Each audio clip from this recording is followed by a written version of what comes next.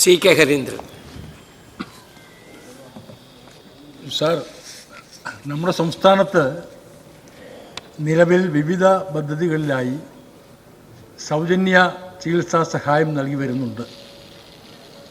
ഇതെല്ലാം പൂർണ്ണമായും ഒഴിവാക്കിക്കൊണ്ടാണോ പുതിയ പദ്ധതി നടപ്പിലാക്കാൻ ഉദ്ദേശിക്കുന്നത്? ഒന്ന് വ്യക്തമാക്കാമോ? പഠനത്തിനു വേണ്ടി 10 കോടി രൂപ മാറ്റിവെച്ചിട്ടുണ്ട്. ഈ എല്ലാ പദ്ധതികളെയും ഒന്നാക്കി മാറ്റി ഒറ്റ ചികിത്സാ പദ്ധതിയാക്കി മാറ്റാനാണോ ഗവൺമെൻറ്? സർ, അത്രയും വിശദാംശങ്ങളിലേക്ക് കടന്നിട്ടില്ല.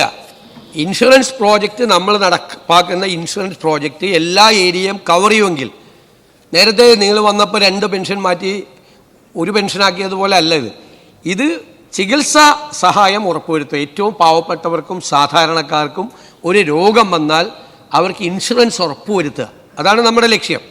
അതുകൊണ്ട് അവർക്ക് കിട്ടുന്ന വേറെ ഏതെങ്കിലും ആനുകൂല്യങ്ങൾ ഇല്ലാതാക്കുക എന്നുള്ളതല്ല, ചികിത്സയ്ക്ക് പൂർണ്ണമായ ഇൻഷുറൻസ് ഉറപ്പുവരുത്തുക എന്നതാണ് ഈ പദ്ധതിയുടെ ലക്ഷ്യം. അപ്പോൾ ആ പദ്ധതി ഏതെല്ലാം തരങ്ങളിൽ കവർ ചെയ്യാൻ പറ്റുമെന്ന് പറഞ്ഞാൽ അത്തരം രംഗങ്ങൾ മുഴുവൻ കവർ ചെയ്യും. ആ കവർ ചെയ്യുന്ന ഒരു പദ്ധതി ഇപ്പം നിലവിലുണ്ടെങ്കിൽ അത് മാറ്റും. കവർ ചെയ്യുന്നൊരു ഘട്ടമുണ്ടെങ്കിൽ, ഇനി കവർ ചെയ്യുന്ന അല്ല, കവറേജിൻ്റെ പുറത്താണ് നിലവിലുള്ള പദ്ധതിയെങ്കിൽ ആ പദ്ധതി തുടരും.